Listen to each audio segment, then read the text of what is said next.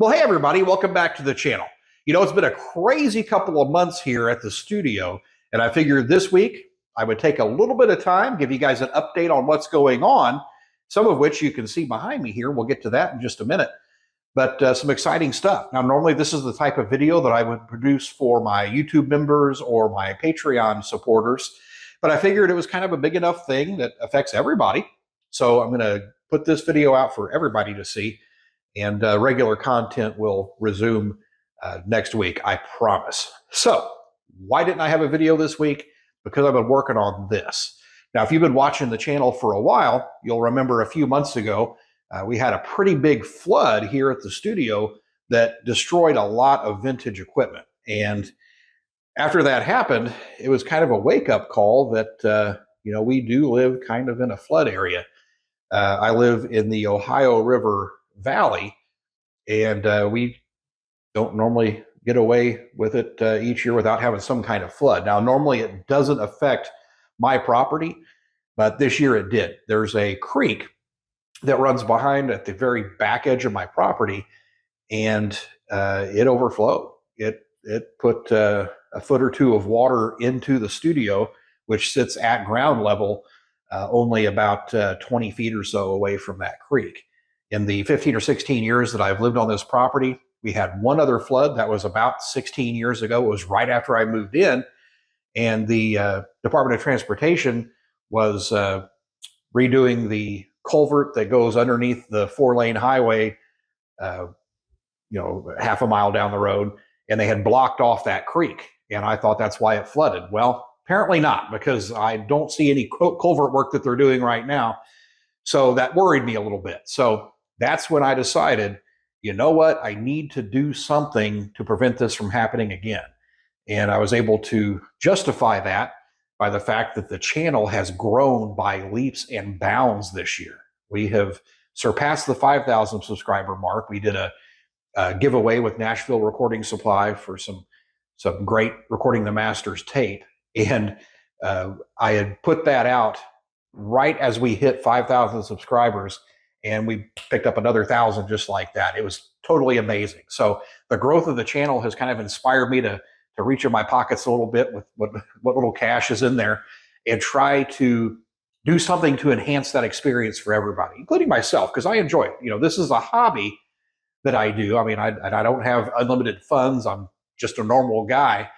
So, I'm kind of digging in here, trying to enhance the experience for all of us. And it's been a lot of fun. And you guys are all a huge part of that, this community that we've built in making this a reality. So what do we have going on? Well, my studio that I have now, the one that all the videos have been coming out of, the one that flooded, is not very big. It's a 13 by 13 or so building that's on my property that, it is heated and cooled. It's got all my equipment in it. And up until the flood, it did okay.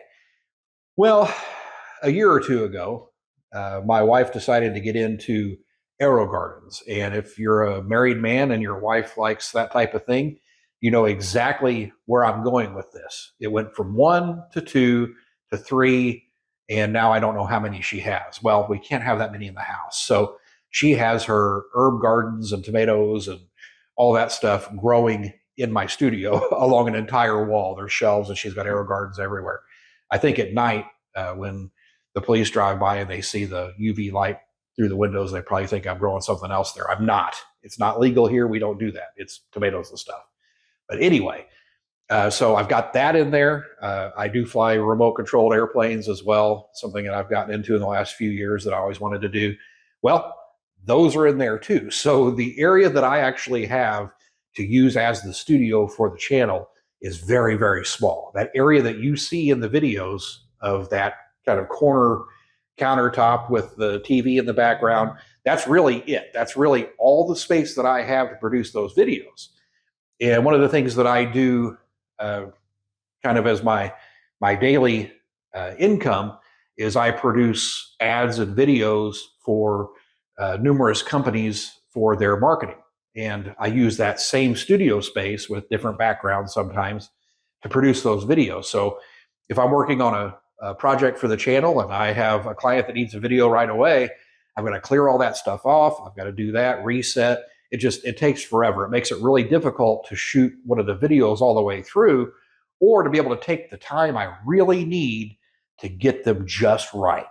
And that's something that's really important to me, is getting stuff just right. And I know I've fallen short on that quite a few times. I'm human. I make mistakes, but I want to stop. I want to be able to take the time I need to do it. If the stuff needs to sit on that countertop for 2 weeks because I'm waiting for a part or I need extra time to work on it, I want to be able to do that. So the flood that happened, the time constraints, the ease of producing the videos along with my normal, kind of 9 to 5 thing, I figured was important enough to invest in a dedicated building for the studio. So that's what we're standing in right now. Now it's built high enough off the ground that in 15 years, when we have another flood, then it won't get inside the building. So what we did, and I'll put some pictures overlay in here of kind of what it looked like before I put the drywall on, but it's about 12 feet wide and about 24 feet long. So it's around 300 square feet. So that doesn't seem like a lot, but the house I live in is under 900. So to me, this is huge. This is the biggest room in my house, so to speak, but it's a separate building. Anyway, so kind of walk around and kind of show you what I'm thinking for the studio, and I think it'll end up being kind of a nice vision. Now, along the back wall, you can see behind me, there's a bunch of electrical boxes and stuff on the wall. I'm going to walk back here, kind of explain what we're looking at doing. So this back wall area is going to be the studio for the YouTube channel. The majority of the space in here is going to be used for that. So this back wall here, I'm going to have countertops from one side to the other with storage underneath. We'll hopefully have some nice lighting underneath the countertops. Right about this level and up will be adjustable shelving that's built in. Should look real nice for audio and video equipment, things like that we're showing. I've got network cabling. I've got HDMI video cabling running through here too from the front, so that whatever we need to interconnect, hopefully we'll be able to do that.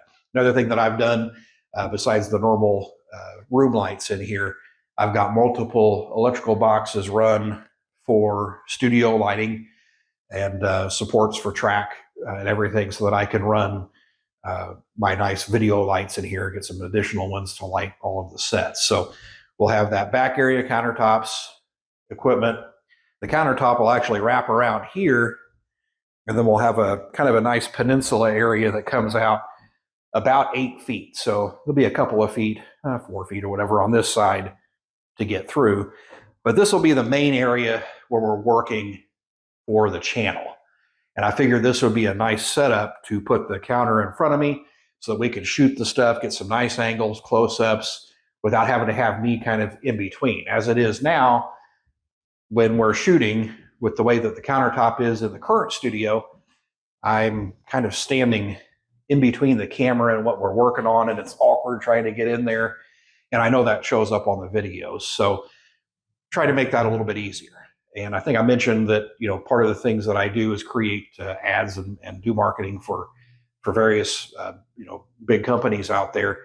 And I wanted a dedicated space to be able to shoot those types of ads. So that's what we're going to do on this entire wall here. So it'll have its own separate studio lighting, background tracks, things like that I can use strictly for that part of my business. So it'll give me 2 separate spaces. I should be able to have enough storage over here that won't affect getting the camera back here to store, projects that we're working on, things for the channel.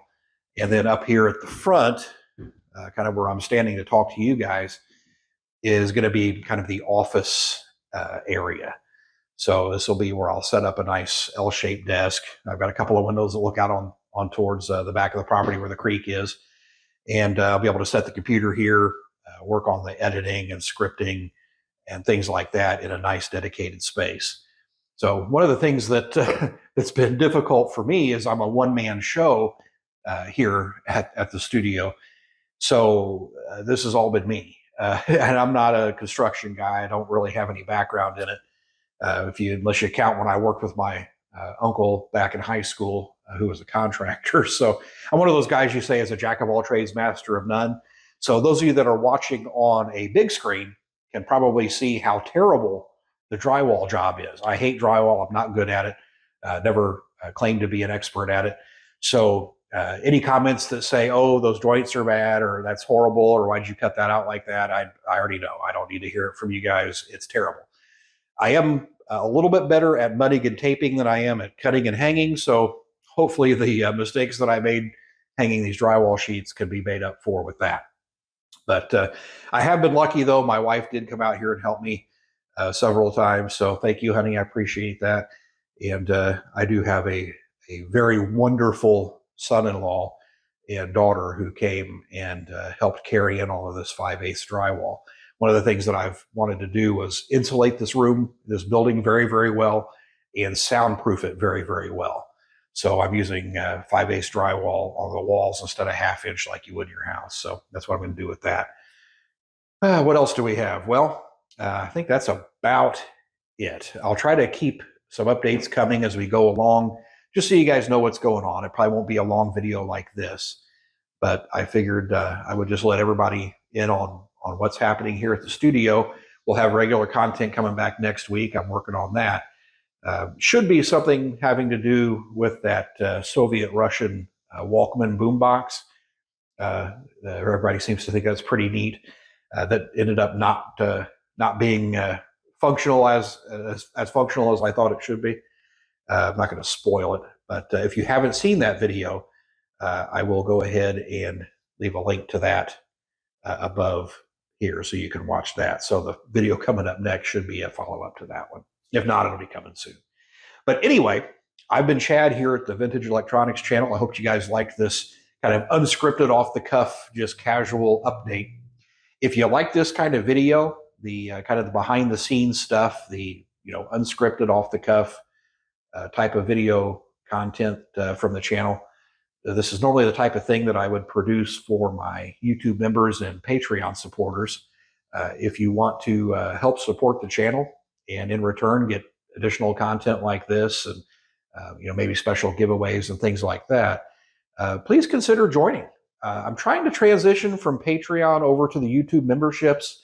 I'm finding it kind of difficult to do both. It seems like with Patreon, if I want to if I want to upload the video to YouTube, I can't use the same one for my members because it has to be members only for them or unlisted for the Patreon thing. And it's really clunky and weird. And having to upload videos twice is kind of silly. So they both basically do the same thing.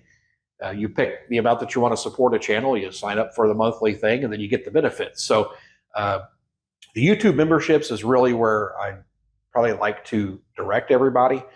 But the Patreon is still available too. I try to update that as I can, but the YouTube memberships is where all the early releases, every video gets released to the members before the general public, and then the videos like this normally. So absolutely not required, but if you want to help support the channel, by all means, be happy to have you as part of that family of YouTube members as well. So that's all I've got. Until next time, happy listening.